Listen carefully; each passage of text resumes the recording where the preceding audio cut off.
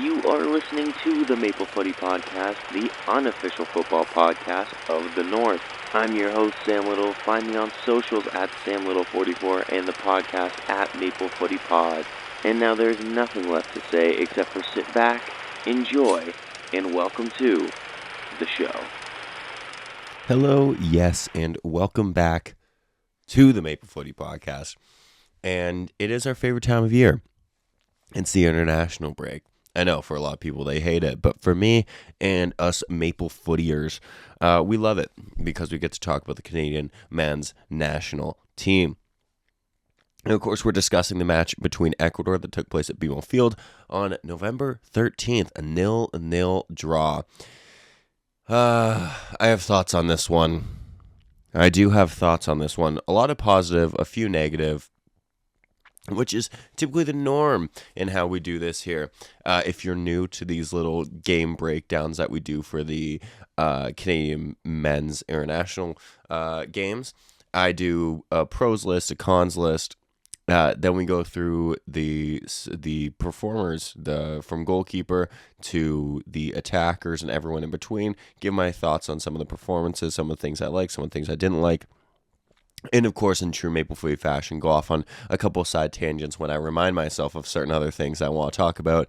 And then we go from there. And then we also break down some of the sub-performances as well. And we call it a day. So what do you say? We get into this one. So let's start with the pros. It's good to start on a positive note, I think.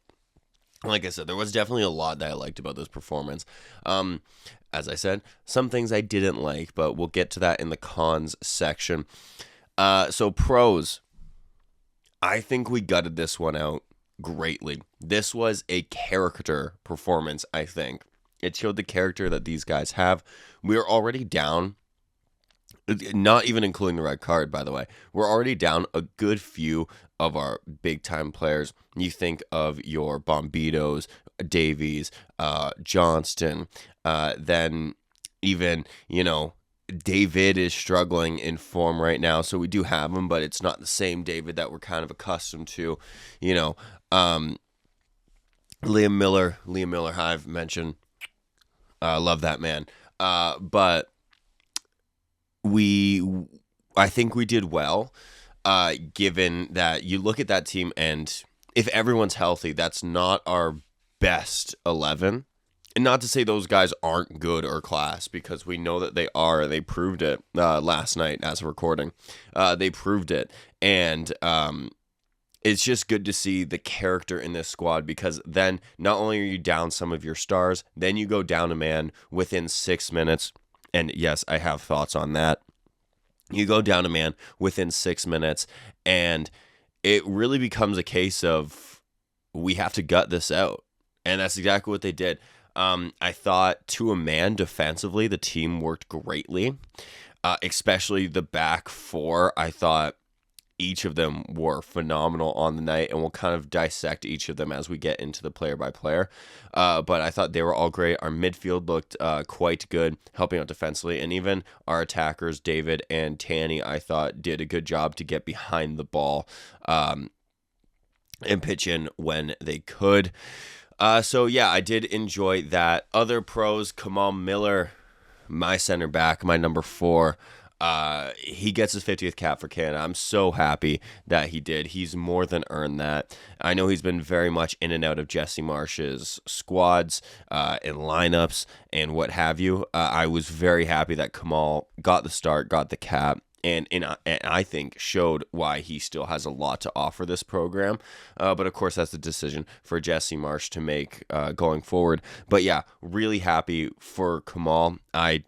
He's just one of my favorite players for our national team. I know some people may not have that same admiration and love for him, and that's totally okay. Everyone's entitled to their opinions. My opinion is right in this scenario. I'm kidding.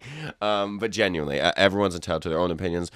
I just really always, since he kind of came onto the scene with the national team, I've always really liked Kamal. So real happy to see him get that 50th cap.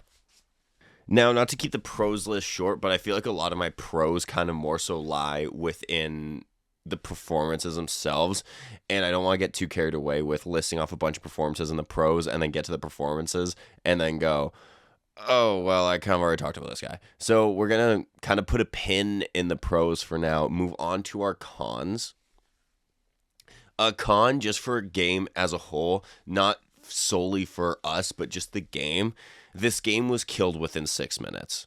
Don't get me wrong, I was at BMO Field. It was still a fun atmosphere, fun environment, and still a good back and forth battle.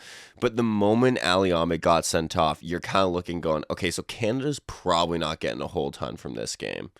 Like, we're probably not going to score. We're going to find it very difficult to be super creative. And then even on the other side of that, Ecuador now has to, as not really a super possession-y team, they now have to basically be in possession while Canada is going to be throwing bodies at their players. So it really irritates me, honestly, because in my opinion, that was not a red card. Was Ali Ahmed reckless in the way he went in? Yes, and I think he would probably tell you that. But should he have been sent off? No. He didn't. He from the replays I've seen, it doesn't look like he really makes any contact. And especially in a friendly, you're sending a guy off literally 6 minutes into the game, where both of these teams are really using this friendly to kind of gel before the World Cup per se. And I understand it doesn't mean no rules ever in a friendly, but you kind of, unless it's a stonewall red card, which that was not, you don't really pull the card, especially that quickly, just because you've totally killed a game within 6 minutes, really, in my humble opinion. Because now you got Canada, who's just going to have to defend, really, and Ecuador, who's not super good in possession, have to be a possession-based team. And you can tell that they really struggled with having the ball so much. And as I said earlier, credit to our guys for gutting it out, and I thought it was a very good character performance. But yeah, the red card really irritates me because all that work into the friendly just gone within 6 minutes because, like, well, we're going to send him off. Insane. Once again, was it reckless? Yes. Did he make contact? In my opinion, it didn't look like it. But anyways, I digress. We'll move on from the red card. Something else that is, I guess this kind of depends on how you view it, whether it's a pro or a con. Jesse Marsch being extremely passionate. I love it. Don't get me wrong. You want to see your coach, your manager, whether you're at club level or international level, you want to see the passion there. You want to see that he's willing to fight for his boys. Love that. Absolutely love it. My only concern is Jesse Marsch feels like a lot of the time he's also on the verge of getting sent off, and we need him on the touchline. So my only thing with him being super passionate, once again, I do love it. I just always worry that he will get himself maybe a card or two and then get sent off. And we don't want that because, we would like our manager on the sidelines. But another con for us, missed chances. Of course, we didn't have many chances on the day, naturally, given that we only had 10 men on the pitch. But Taniela Washehi, I know I bring him up every single time, it feels like. He needs to put these chances away. He needs to. Going into a World Cup, you may only have like 2, maybe 1 chance per game, and you need someone that's going to put him away. We had our 1 chance in the game, and he doesn't put it away, and he should have. Richard Larea put it on a plate for him, and he doesn't finish it. That was our best chance. That was really our only real clear-cut chance as well, and he doesn't put it away. And now, once again, I've followed Tanny at club level. I've seen what he can do for his club, like with Minnesota, and now he's kind of slowly coming on with Villarreal. You can see that he can score. I don't know what it is about him when he plays for the national team, though, where he just feels allergic to scoring these goals. And I think it's more frustrating when these are friendlies and we're not trying out other guys. Like, we're not trying out. I know Theo Bear got on, but he got on for 5 minutes. Promise David, another uncapped appearance for him. I know people will kill me, but even Kyle Larin, I think Kyle Larin probably puts that chance away. So we have other options. I mean, Daniel Jebuson's been left at home. Russell Rowe left at home. we have other options. And I'm not saying that these guys are the saviors of the program. Put them in, and they're getting a hat trick every game. My point being is we don't really even know what these guys can do. Laren excluded, because we know what Laren can do. But, a guy like Theo Bair, a guy like Promise David, all the other guys I just mentioned, we don't really know what they can do. They haven't really been given real runouts yet. Like, Theo Bair's working on every third camp, 5-minute cap, Promise David's working on 15-minute cameos when he gets in. Like, what can you show in that time? What can you really do in that time? And, maybe they get these chances and they miss these sitters as well. Okay, well, at least we tried them, and at least now we know, but we still don't even know, really.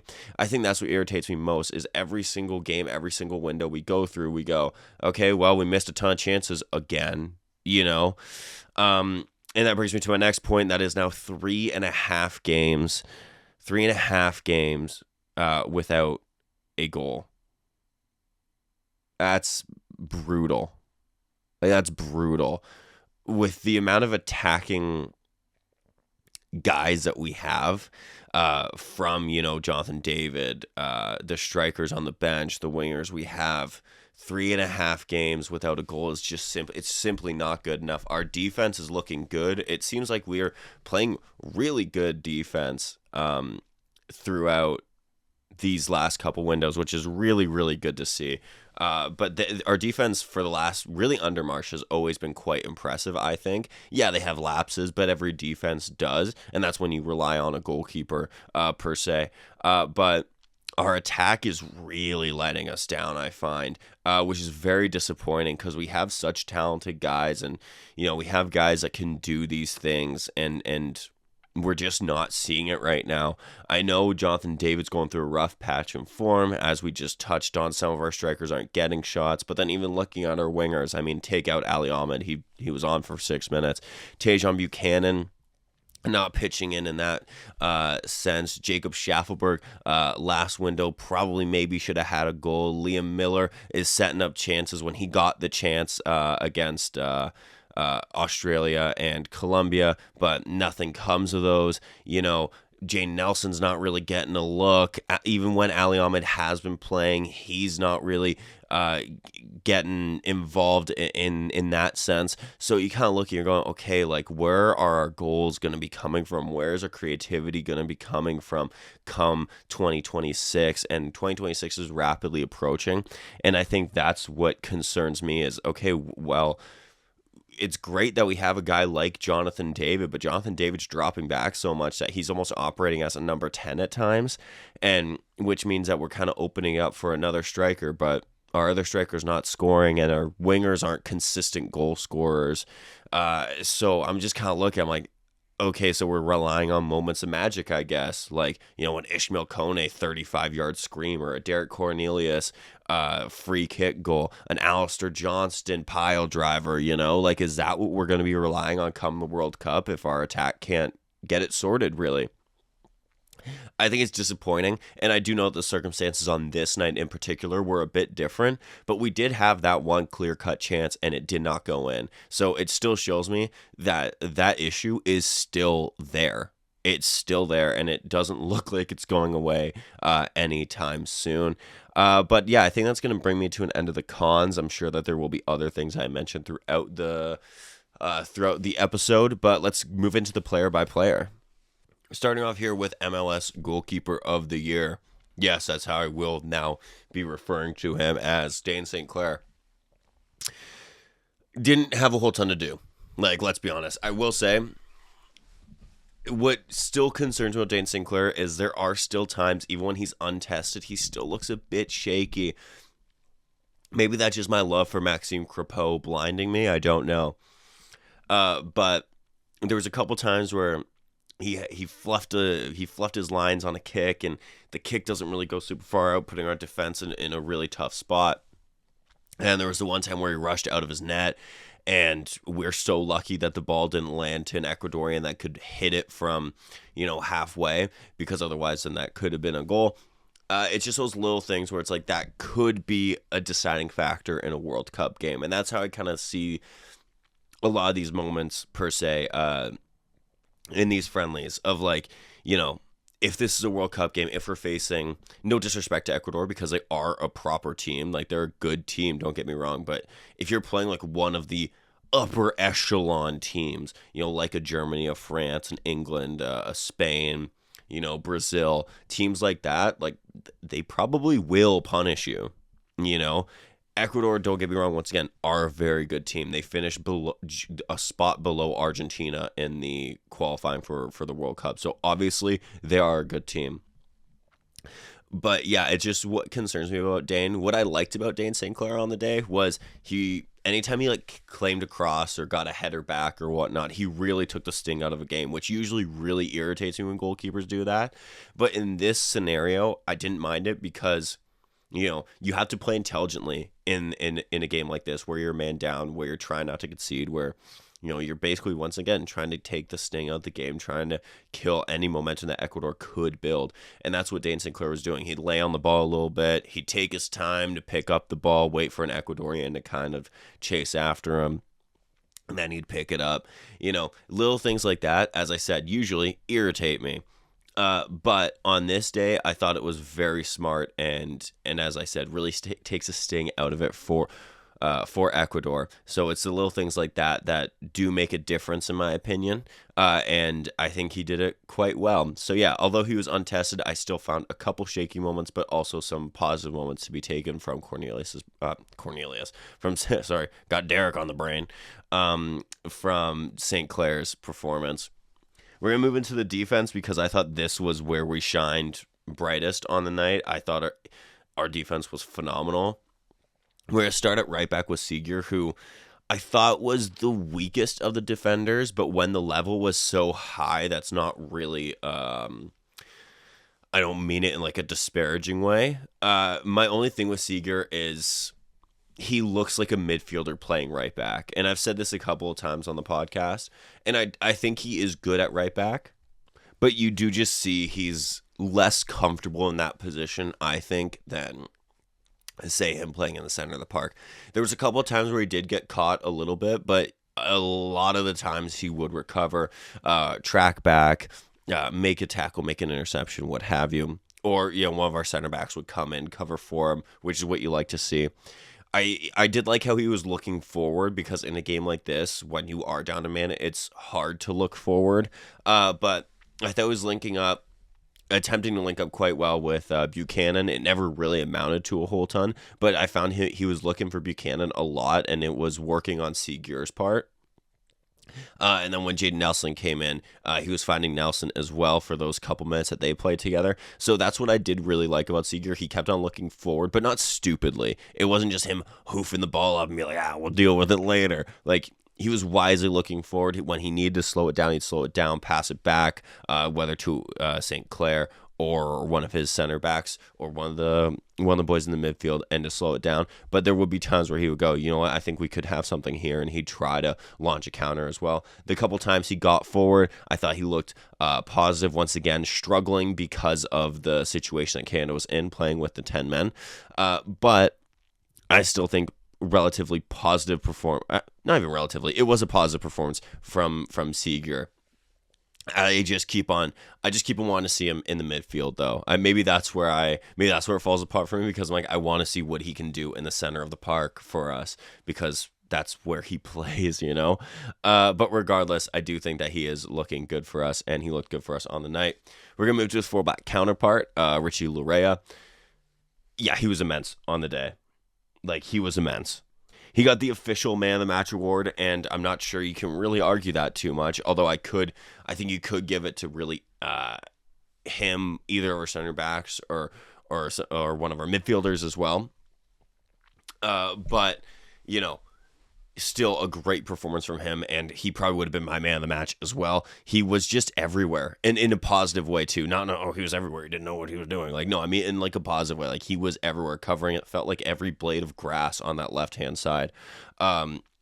Got stuck in. I mean, it was a classic Lorea performance too. You know, gets stuck in, tries to wind the guys up, drawing in some fouls, trying to look forward, carrying the ball. He put a ball on a plate, as we discussed earlier, for Oluwaseyi here. So a bit robbed of an assist on the day as well. anytime he got forward, I think he was looking really bright, really good carrying the ball, which is what you've come to expect from Richie Larea.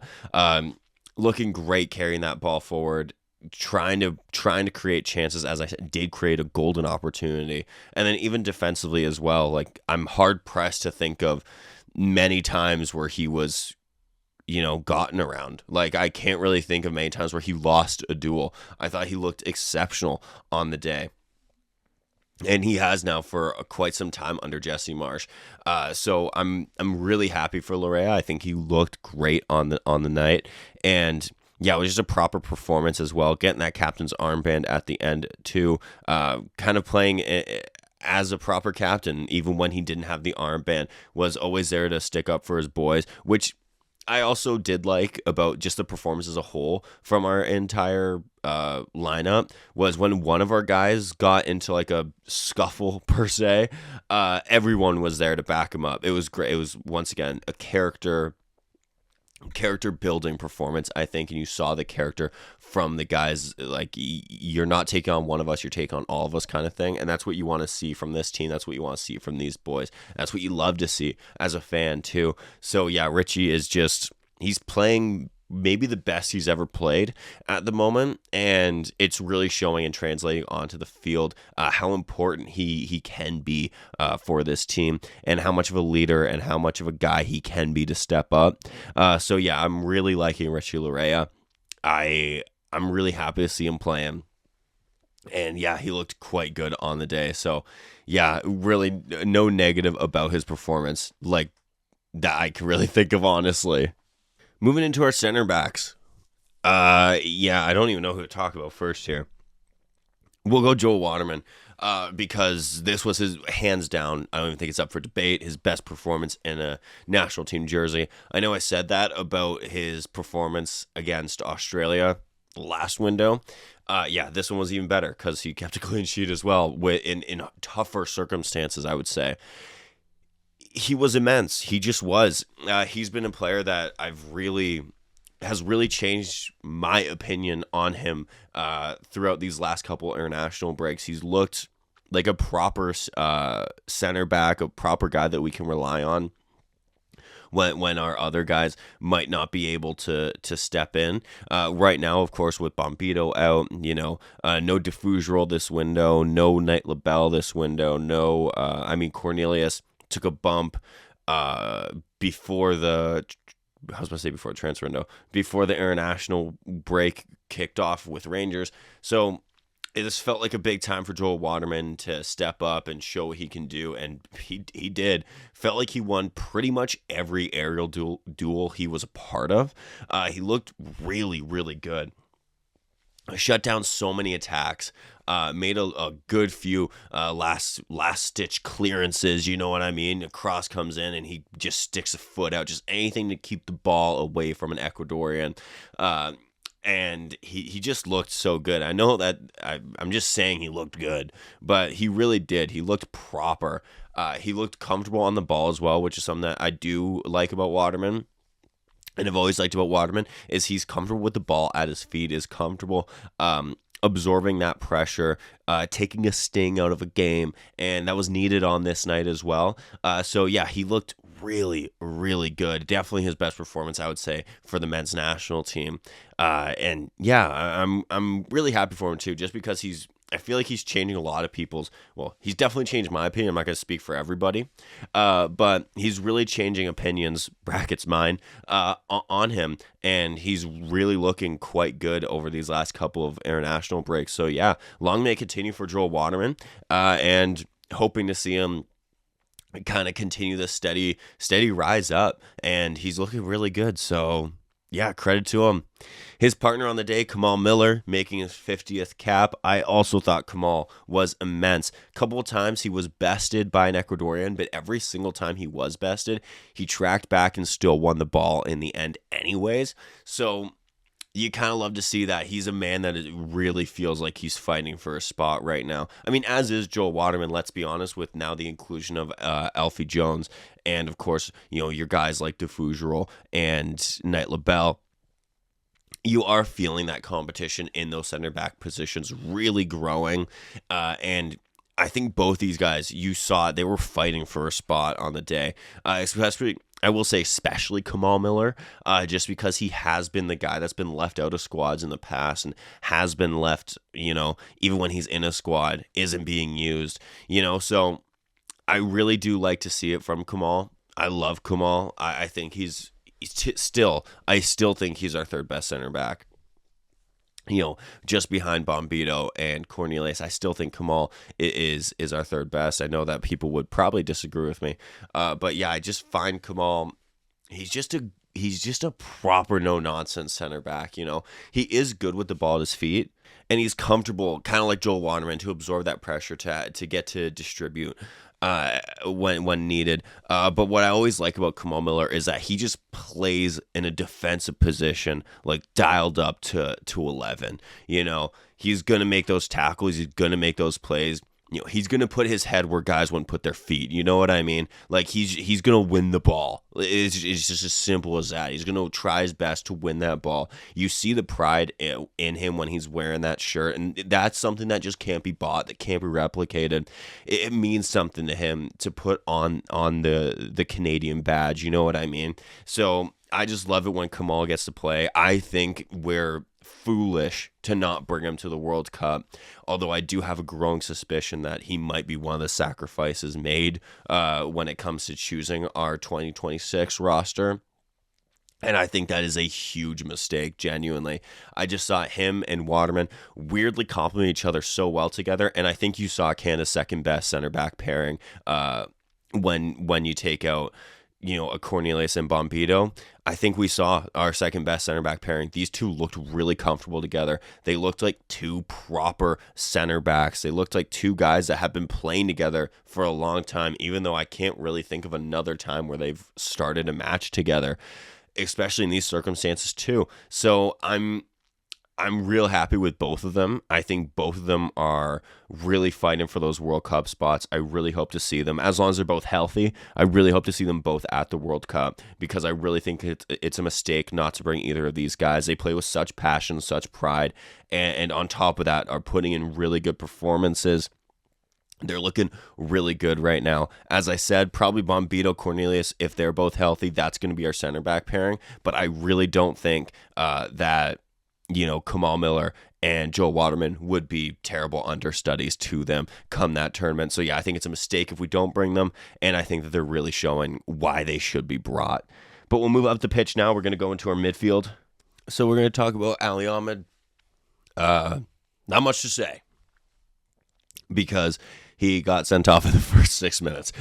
So not really much of a performance to analyze on that one. I will say, my buddy that I saw the game with, one of the people I went to the game with, this is where I do kind of sit and I go, yeah, like I feel both ways about this game, and I'll explain in a minute, because he leans over and he says, you know what, like, I hate that we're always putting ourselves in these situations, and then we're kind of forcing ourselves to gut it out, and then we give ourselves a pat on the back for doing well in a situation that we concocted. I'm like, on one hand, I'm like, yes, I am impressed with the performance, and I do think that the red card was not a red card, but regardless, whatever. And I am impressed by the performance. I think it's still a good result and a good performance based on those circumstances. But then I also look at on the flip side of what he had said, of where it's like, yeah, it does kind of feel like we're always shooting ourselves in the foot, and then trying to force ourselves to claw out some form of result to get a positive thing from a game in which we kind of shot ourselves in the foot over. And yeah, so I kind of feel both ways, and I see both sentiments of it, because it is true. We did do it to ourselves, and then we go, good on us. We gutted that one out. Good job, guys. So I do see it both ways, where I am impressed by what we did and the character that was shown. I do also see of like, yeah, like it does kind of always feel like we're doing this to ourselves. So maybe in the future, maybe we can still show great character in a performance and, not have to shoot ourselves in the foot. We'll go to Ahmed's wing counterpart for all of 6 minutes. And we'll go to Tajon Buchanan, who played a good amount of this game. He went 79 minutes. I thought he struggled. We struggled to see the best of Tage, which is disappointing given the fact that we've seen such positive from Tajon Buchanan this year for Canada, and just at club level as well. He's had a great year overall.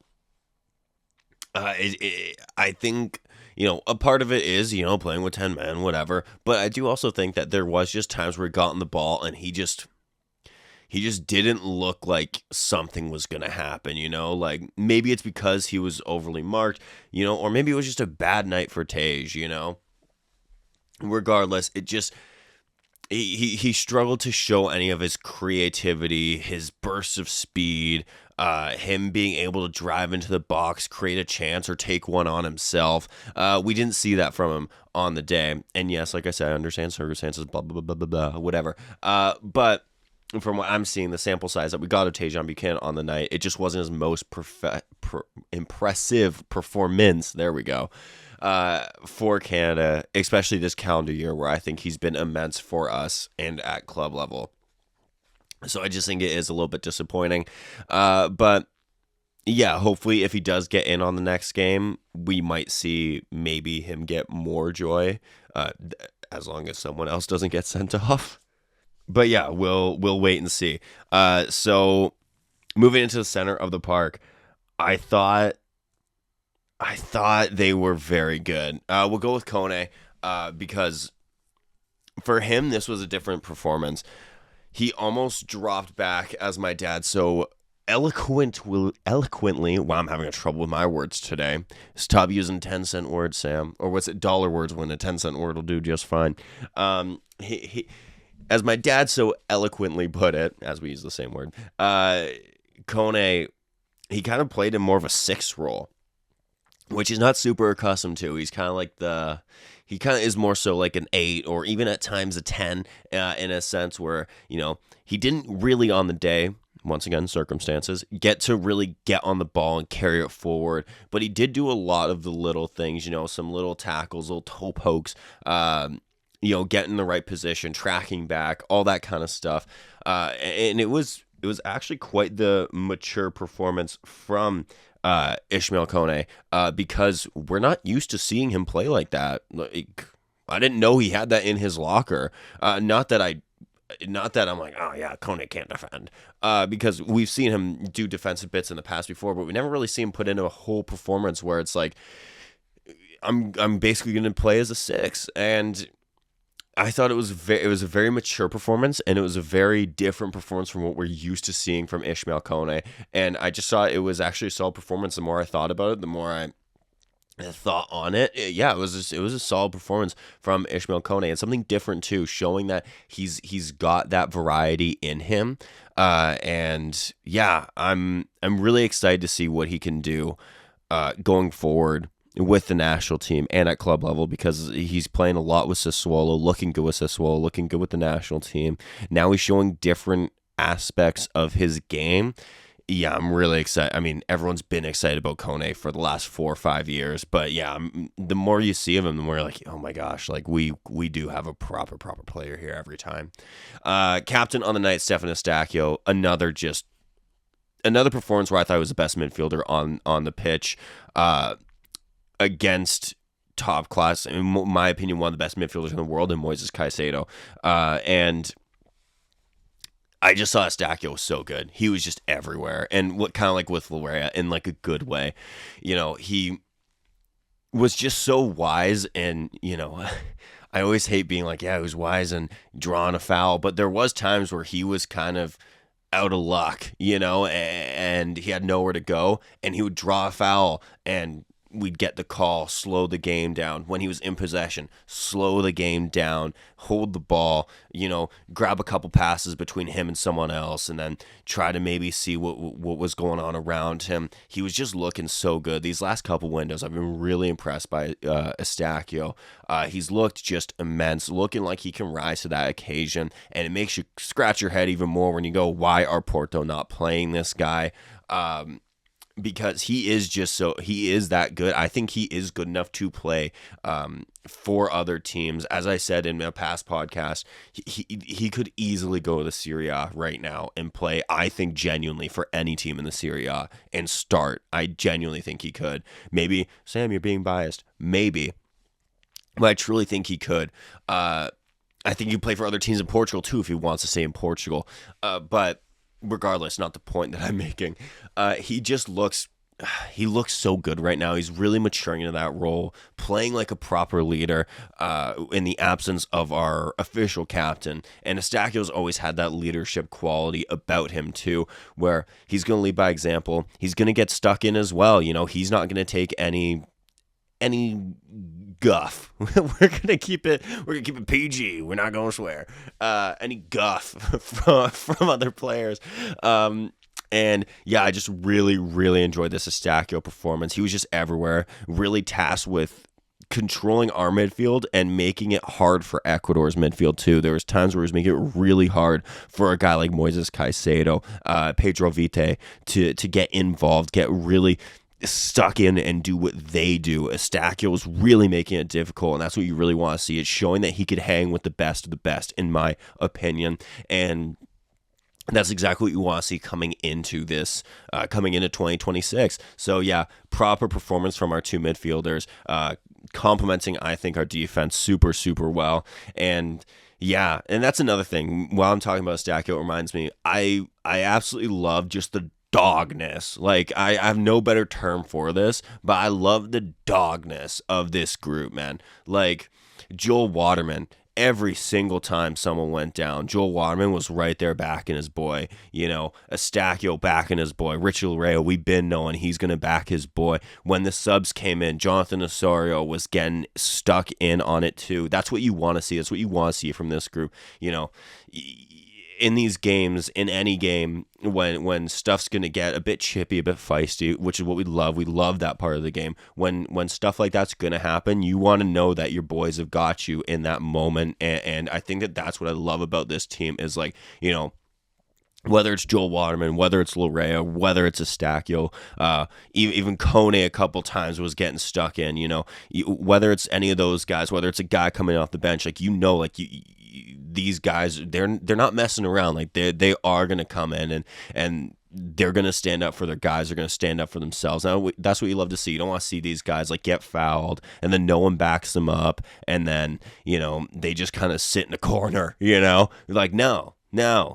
Get in there, like, get in there. That's, as a fan, that's what you want to see. Like, the stadium would come unglued when you would see a Joel Waterman and Richie Laryea getting in someone's face, just showing, yeah, like, we're here, like, what's up, you know? And that's what I love. And, you know, obviously within reason, you know, you never want to see like punches thrown. This isn't hockey, you know. Like, let's keep it classy. That's what soccer is. It's a classy sport. Sorry to all the hockey fans I just pissed off. But yeah, I that's what you want to see. You want to see these guys just getting stuck in, and that's what you want to see. So yeah, we're gonna move up to our attackers because I have basically nothing to say on them that I haven't already said. Jonathan David, I will say I did like the fact that he basically dropped back and played as our third midfielder. I didn't like it because it took him as a factor out of the box, like the Ecuadorian box, but I did like it because it kind of helped clog up our midfield a little bit, helped Eustachio and Kone kind of manage their loads a bit better, helped our defense as well. So I did really like that about Jonathan David's performance. It just really sucks that we're not seeing Jonathan David in and around the box. And I do understand everything from an attacking aspect that we do runs through Jonathan David. So we need him kind of occupying different spots of the pitch. I just think that we're also, in doing that, it's a double-edged sword because you're kind of taking him out of the box where he can really make teams pay. But I do like it because you kind of get to see him almost play as like a number 10, which is good in my opinion because he can do it and he can do it very, very well and he offers us a lot. But yeah, he, outside of getting to contribute in a midfield aspect, I didn't think attacking wise, he didn't even get a chance on the day. But yeah, he didn't really have a whole load to do on the attacking front. He was more so basically playing as our third midfielder for most of the game, really. Our other striker, Daniel O'Shea, he already kind of talked about him. He got one chance, should have buried it, didn't. He made, like I always give comments to Tanny. He keeps on making good runs, but what good are these runs if nothing's amounting to them? You know what I mean? He's making these great runs. He gets into good positions, but then nothing comes of it because either our guys don't find him or he fluffs his lines when we need him to score, you know? And that's what happened here. Richie Larea, not to keep on bringing up the moment, but Richie Larea puts on the golden platter for him, and he shoots it right at the goalkeeper, man. As a striker, you need to do better. And it's like, yeah, Sam, you couldn't do that. Yeah, I know I couldn't do that, man. I'm the host of a friggin' podcast, bro. No, I couldn't do. I would also probably shoot right at the goalkeeper, or I wouldn't even make contact with the ball, you know. But as a striker for the Canadian men's national team in a World Cup lead-up game, I guess you could call it, you need to do better. You need to score. And I would like to see someone else tried there, because where he does offer some positives, I think the negatives of him just constantly missing sitters vastly outweigh those positives, in my opinion. And I know that some people will probably disagree, and that is totally okay. But yeah, that's how I feel about our other striker scenario. Moving into the subs, they didn't get a whole ton of time, but I think each of them did show us something. I mean, Saliba got about 10 minutes. He came in for Ishmael Kone. He's another one that looks a proper player. He looks so comfortable on the ball. He did not look phased at all by going up against a midfield of Caicedo and Vite, you know, and looking even past them to Ecuador's defense. Pacho, you know, these are proper players, man. Like, these are proper players. Pacho and Caicedo are killing it right now in Europe. I mean, Caicedo, as I said, probably one of the best midfielders in the world, in my opinion. Pacho been great for PSG. So you're seeing these guys rise to these occasions, and you love to see it. And I thought Saliba, for the time he got, he looked very good, and he is just one that we're going to have to build around in the future. I'm so glad that Jesse Marsch has finally properly been integrating him into this squad over this year. I think it's overdue. He should have been doing it maybe even last year, you know, even during the Copa America, we could have been seeing the best Saliba in world football, Nathan Saliba. But I'm glad, better late than never, I guess, is the point I'm making here. It's good to see Saliba getting in these games, getting these chances and everything. Unk Junior Hoylett came in the 79th minute. I love Hoylett, man. To me, he should still always, as long as he's healthy, he should just be a call-up. We still just don't have a player that can do what he can do, and I like that we're kind of implementing him as like a guy behind the striker. I think that kind of suits him at this stage of his career. He not to say he's super slow now, but he has lost a step or two, given his age, of course, and I think it shows that he's still able to pull the strings and be creative, but almost from a central aspect instead of relying on these bursts of pace. And we're kind of seeing him get to be a bit more central. And I know we didn't see much of him on the night, and of course it wasn't really an attacking night for Canada, but you could still see him getting into those central areas and then drifting out wide a little bit, collecting a ball, starting to drift back in. You see that freedom that Junior Hoylett really likes to operate in, and as I said, sadly, we only saw it for about 10 minutes, and even of that 10 minutes, we didn't see it a whole ton. But yeah, I just really like Junior Hoylett. He's always been a player that I absolutely love. And to me, he's just a player that should always, if he's healthy, he's got to be a call. He just has to be. We don't have another guy that can do what Hoylett does.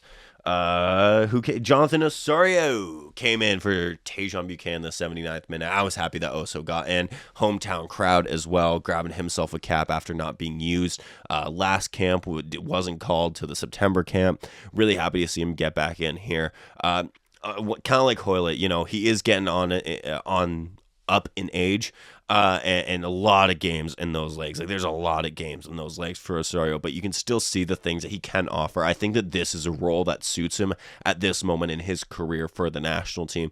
Coming in off the bench, helping see out a game, just maintaining possession, you know, getting on the ball, keeping the ball, you know, slowing the game down a little bit. I think this suits him right now at this stage of his career, just because he's not obviously as quick as he was, given, as I said, the age and just the amount of games, but they're still a very intelligent footballer there, and I think we'd be silly not to utilize him in moments like this and to really get something from him, really.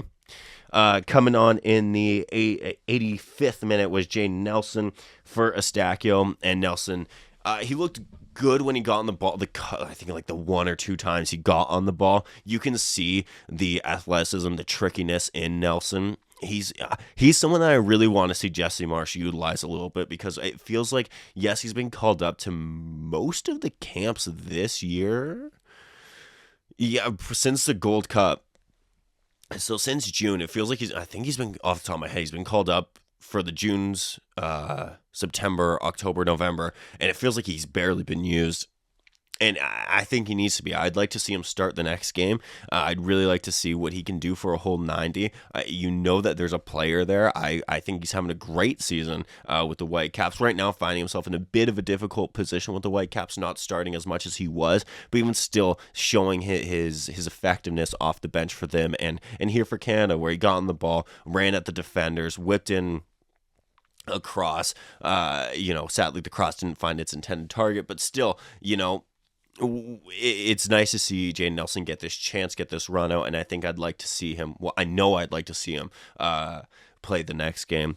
And in the 85th, Theo Bair, the Swiss League Player of the Month, came in for the CONCACAF Player of the Year. Not a bad substitution to make, if you ask me. Theo Bair came in. Once again, I'd like to see more of Theo Bair, because he only really got 5 minutes. 9 minutes if you include the 4 minutes of stoppage time. He only really got less than 10. What can you really do in 10 minutes? Didn't really have a whole ton to do. You could tell he's trying to make those runs. He's trying to get in those good positions. Once again, you're down 10 men, though. It's going to be tricky, and you're coming off of 5 minutes, so it's going to be quite tricky to really establish yourself in the match. I would really like to see Theo Bair used in the next game. Let's see what he can do. Right now, he's once again, I just fear that Theo Bair is finding himself again in phenomenal form, as he was with Motherwell during the 2024 window with the Copa America. He was coming off the season of his life with Motherwell, and we didn't use him at all in that Copa until the last 10 minutes in the third place game. Okay, and then he really has been in and out of the camps since then, and now he's finding himself in great form once again, the Swiss Player of the Month. And where are we once again going to miss a boat on Theo Bair to give him a shot? It feels like we're gonna, and I think that is a mistake. You need to capitalize. He is in good form right now. Use him. Let's see what he can do. And that brings me to how I'm going to end this. Going into the game against Valencia. Oh my God, it's been a long day, I guess. Venezuela. Going into the game against Venezuela, I'd like to see rotation. I say this during every single one of these friendly windows. Rotate this squad. Let's see what the other guys can do. I know we're treating them as World Cup warm-up games, and I get that. I respect that. And in a sense, I do like that. But also, let's see what some of these guys can do. As I've long said, we know what Crepeau and St. Clair can do. Let's see what Owen Goodman can do. For instance, in this window, last window I was saying about Pantemis. Of course, Pantemis ended up leaving the camp, but regardless, point still stands. The window before that, we brought in Jane Hibbert. He didn't get a sniff, So we're bringing these guys in, and then we're not using them. Like, we're still just using Crepeau and St. Clair. And in one aspect, I get it. I like it. I understand it. But you know what they can do. Let's see what an Owen Goodman can do. He, in my opinion, if Canada plays their cards right, is the future of the goalkeeping in this program. So you need to see what he can do. Let's see what Basson can do from the start. I really liked Waterman and Kamal Miller playing in this game. Let's see what they can do again. They're the exceptions here. Let's see what they can do again. Right now, maybe you'd switch Larea over to right back. Let's see how he can operate at right back. It's been a minute since we've seen him at right back for Canada. He's been playing a lot of left back recently. Let's see what he can do at right back. Put Seeger in the midfield. Put Saliba in the midfield. Put Chouanier in the midfield. Put Nelson on the wings. Change up the strikers. Give Jonathan David a break. Let's see what Bair can do. Let's see what Promise David can do. Let's see if Kyle Larin can run it back a little bit. Let's see what these guys can do. Let's see what Hoylett can do from the start.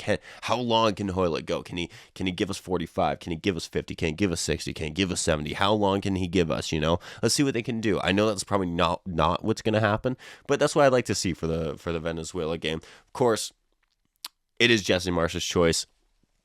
So we will see. Regardless, we're still going to cover it anyways of what he's going to do. So yeah, let's wait and see what they do. And yeah, I do hope that you enjoyed. I'd like to hear your thoughts on this game. So yeah, hit me up on socials at Maple Footy Pod. Let me know, who would you start striker? Who would you start in net? That's a big debate going on too. Just what were your overall feelings on that game? Was it a red card? Was it not? I don't think it was, but maybe I'm biased. If you're listening to this on YouTube, drop a comment. And as I said, if you're listening to this on other streaming platforms, DM me, shoot me a little DM. Maple Footy Pod everywhere. But yeah, other than that, I hope you enjoyed. Thank you so much for listening. And yeah, as I said, we'll be covering the Venezuela game. So cheers to that. Yeah, and thank you so much. And until next time, cheers, everyone. And that was your Maple Footy podcast. Thank you so much for listening. Check my socials for any and all future updates. Remember to support Canadian football, be kind, and until next time, live, laugh, little.